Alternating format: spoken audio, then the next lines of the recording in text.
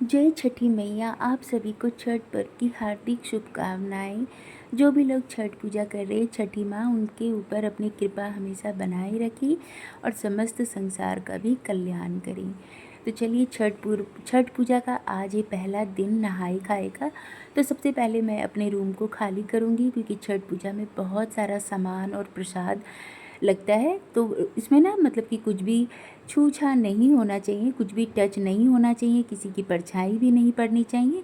इसलिए मैं एक रूम को खाली करूँगी, तो दूसरे रूम में चीज़ें शिफ्ट करूँगी, क्योंकि मैं जिस घर में सरकारी घर में रहती हूँ, इसमें बस 2 ही रूम है और मेरा मंदिर तो बहुत ही छोटा है। आप लोगों ने देखा ही होगा, इतने छोटे से मंदिर में ना छठ पूजा का कुछ भी नहीं हो पाएगा। इसलिए मैं रूम खाली कर रही हूँ। और हॉल में क्या है, सभी लोग आते जाते रहते हैं, तो फिर टच होते रहेगी चीज़ें, किसी पे भी पैर नहीं लगना चाहिए। तो मैं रूम खाली कर दूँगी एक, ताकि मैं छठ पूजा इजीली अच्छे से कर पाऊँ। तो चलिए फटाफट से रूम को खाली कर लेते हैं और छठ पूजा के लिए इस रूम को मैं तैयार कर लूँगी।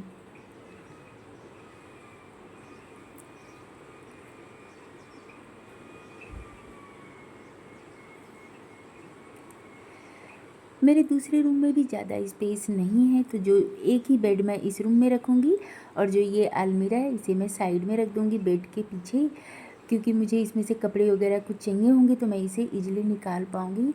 और 2 ही रूम है ना, तो बहुत ज़्यादा मतलब कि स्पेस की कमी है थोड़ी सी मेरे घर में, तो मैं इसलिए इस तरह से अरेंज करूँगी। एक बेड मैं बाहर निकाल कर के रख दूँगी गार्डन में, और एक बेड पर सारे गद्दे वगैरह रख दूँगी। तो इस तरह से रूम सेट कर लिया, पूरे कमरे की सफाई कर ली, अच्छे से धो लिया। नहा धोआ करके मैं दे रही थी सूर्य देवता को अर्घ, जल चढ़ा रही हूँ और क्षमा प्रार्थना कर रही हूँ कि हे सूर्य भगवान, मुझसे कुछ भी गलती हो जाए तो मुझे माफ़ कर दीजिएगा और मेरी पूजा स्वीकार कर लीजिएगा। तो 5 लोटा से मैंने सूर्य देव को जल चढ़ाया। इसके बाद तुलसी जी की पूजा की, दिया आरती किया। सारा पूजा करने के बाद मैं बनाऊंगी नहाए खाए का प्रसाद। छठ पूजा का जो ये होता है ना, क्या बोलते हैं, बहुत अच्छा लगता है।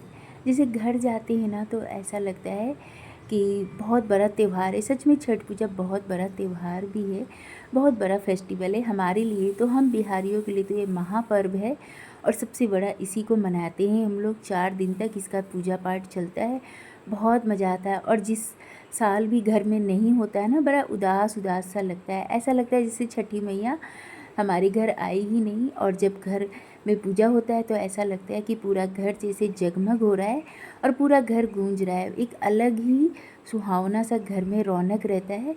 तो मैं क्या सच बोल रही हूँ? कमेंट करके ज़रूर बताइएगा। आप लोगों को भी ऐसा लगता है क्या? 5 साल से मेरे हस्बैंड कर रहे हैं और इस बार उनका छठा साल है और मैं पहली बार ये छठ पूजा का व्रत करूँगी। तो पहली बार मैं ये उठा रही हूँ व्रत। तो इस बार मेरा पहला ही व्रत है, तो अगर मुझसे कुछ भी गलती हो तो आप सब भी माफ़ कीजिएगा और छठी माँ भी मुझे माफ़ कर दें। हस्बैंड का इस बार उद्यापन हो जाएगा। तो यहाँ पर मैं सबसे पहले चने की दाल रख दूँगी बनने के लिए। तो चने की दाल धो करके डाल दिया, नमक और हल्दी डाला है। बस 8 से 10 सीटी लगाऊंगी लो फ्लेम पर, क्योंकि ये दाल ना थोड़ा सा कुक होने में समय ज़्यादा लगता है। और मैंने 5 सीटी में गैस बंद किया था, लेकिन ये दाल अच्छे से कुक नहीं हुआ था, तो दोबारा से मैंने 2-3 सीटी और लगाया। अब यहाँ पर मैं लौकी की सब्ज़ी बनाऊंगी, जो कि मेन होता है चने की दाल, लौकी और अरवा चावल। तो चलिए फटाफट से लौकी की सब्ज़ी बना लेते हैं।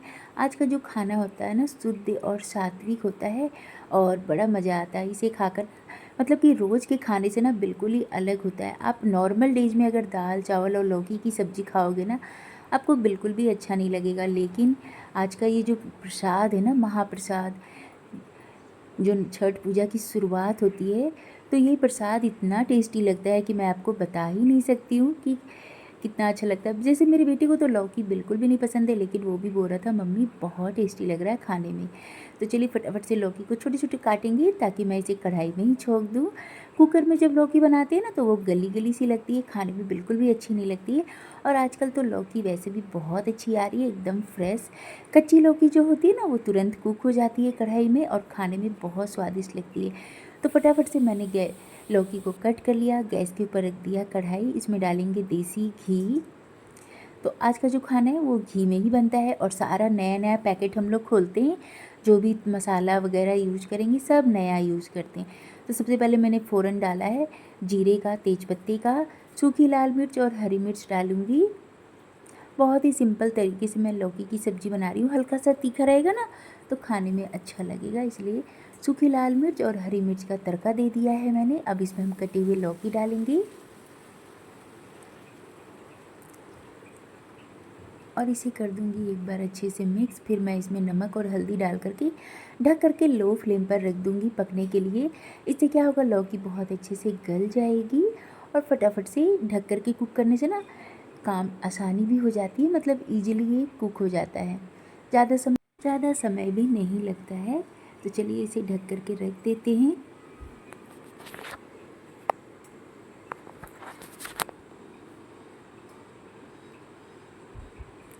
मेन टाइम यहाँ पर मैं चावल को भी बनने के लिए रख दूँगी। तो आज के दिन स्पेशली हमारे यहाँ पर ना अरवा चावल खाया जाता है। अरवा चावल शुद्ध मानते हैं। पानी में उबाल आ गया तो इसमें मैं चावल को अच्छे से धो करके डाल दूँगी।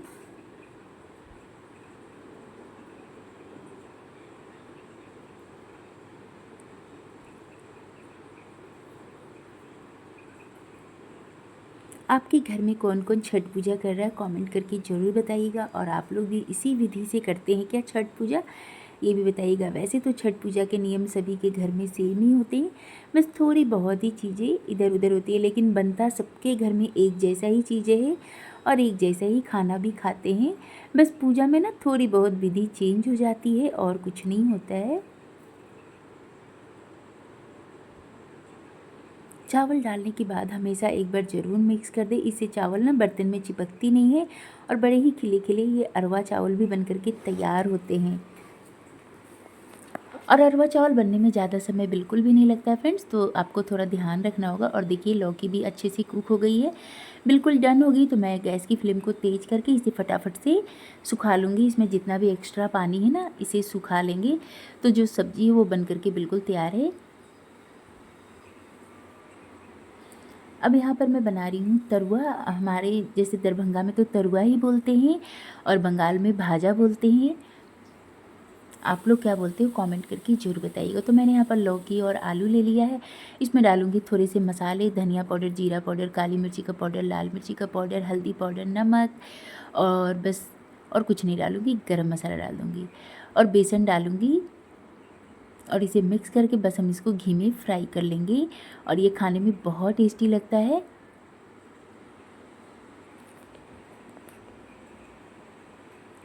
अभी मैंने बस इतनी ही चीज़ें बनाई है, क्योंकि गोभी की सब्ज़ी मैं सोच रही हूँ शाम को बना लूँगी। आलू गोभी की सब्ज़ी और रोटी वो हो जाएगा।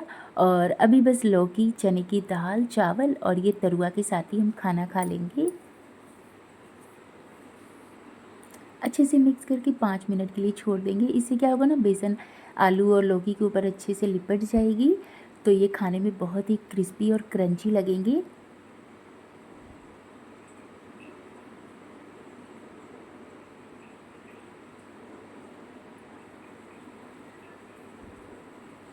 लौकी का पूरा पानी सूख गया तो मैं इसे उतार दूंगी। आप चाहो तो इसमें जीरा और काली मिर्ची का पाउडर भी डाल सकती हूँ इस टाइम पर, लेकिन मैंने बिल्कुल सिंपल वाली लौकी बनाई है, क्योंकि सूखी लाल मिर्च मैंने पहले ही डाल दिया था ना, तो उसका फ्लेवर और स्वाद बहुत अच्छा था। इस तरह से एक बार आप लौकी बना करके देखिएगा। अब एक बड़ा चम्मच देसी घी डाला, इसे कढ़ाई में चारों तरफ फैला लेंगे तरुआ को फ्राई करने के लिए। देखिए बहुत कम तेल में, बहुत कम घी में ये फ्राई हो जाएगी। और ना आपको ज़्यादा घी भी यूज नहीं करना होगा और आपको ज़्यादा मतलब कि एकदम डीप फ्राई करने की भी आवश्यकता नहीं पड़ेगी। सैलो फ्राई करके भी ना ये बहुत टेस्टी लगती है। तो लो फ्लेम पर हम इसे ढक करके रख देंगे। इससे क्या होगा, ये अच्छे से फ्राई हो जाती है। अगर आप ढकना नहीं चाहते तो इसे खुले में भी लो फ्लेम पर कुक कीजिएगा, तो ये अच्छे से कुक हो जाती है। अलटते पलटते हुए दोनों तरफ से अच्छे से फ्राई कर लीजिएगा।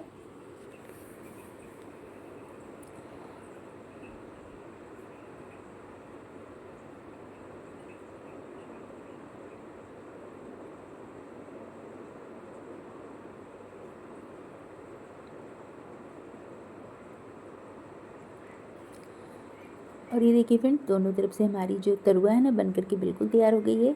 लग रही है ना देखने में कितने यम्मी, खाने में भी बहुत टेस्टी लग रहा था। तो सारा खाना बन करके तैयार हो गया। चलिए फटाफट से दाल में छौंक लगा लेंगे।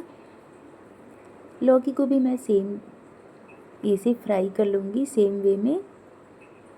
थोड़ा सा घी मैं इसमें और डालूँगी बाद में, क्योंकि अभी देखिए बहुत कम घी है ना, तो फिर ये मतलब कि ना उबला उबला सा लगेगा, इसलिए थोड़ा सा डालेंगे तो थोड़ा फ्राई फ्राई सी भी लगेगी ना, तो खाने में अच्छा लगेगा।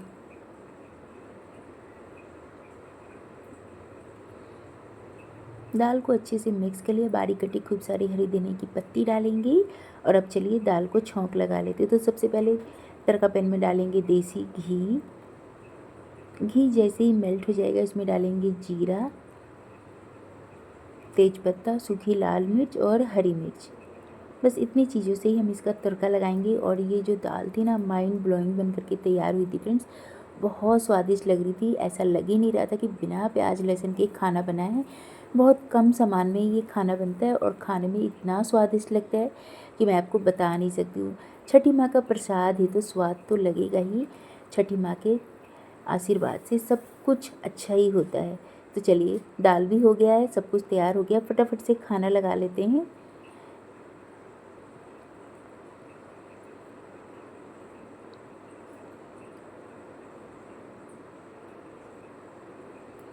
तो छठ पूजा का व्रत मैं और मेरे हस्बैंड करे, तो हम दोनों के लिए मैं थाली लगा रही थी।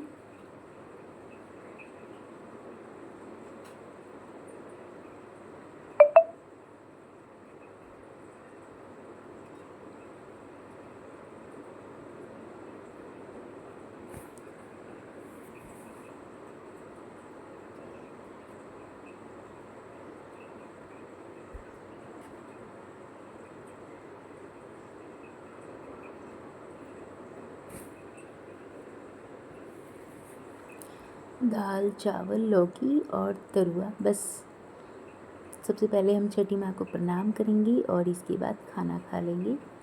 खाना खाने के बाद मैं गई थी सिटी, क्योंकि मैं पहली बार ही छठ पूजा कर रही हूँ, तो मुझे थोड़े बहुत सामान लेने थे। और वो सब कुछ लेने के लिए ना मुझे सिटी जाना पड़ेगा, क्योंकि कल से तो फिर व्रत रहेगा, तो फिर नहीं जा पाऊँगी। और पानी भी नहीं पीना होता है ना, तो बहुत टफ़ हो जाता है। इसीलिए सारा जो भी चीज़ें मुझे ज़रूरत है ना, वो मैं आज ही लेकर के आ जाऊँगी। कल के लिए मुझे कुछ भी काम ना करना पड़े, मैं वैसा ही सब कुछ करूँगी, ताकि मार्केट ना जाना पड़े स्पेशली, क्योंकि मेरा और मेरे हस्बैंड हम दोनों का ही व्रत है। और यहाँ कोई भी काम करने के लिए ना कोई और है भी नहीं, तो हम दोनों को ही करना है इसीलिए। तो सबसे पहले खाना खा करके हम लोग मार्केट गए थे। तो चलिए आपको दिखाती हूँ कि मार्केट में मैंने क्या क्या लिया था। छठी माँ को प्रणाम करके हमने अपना भोजन किया।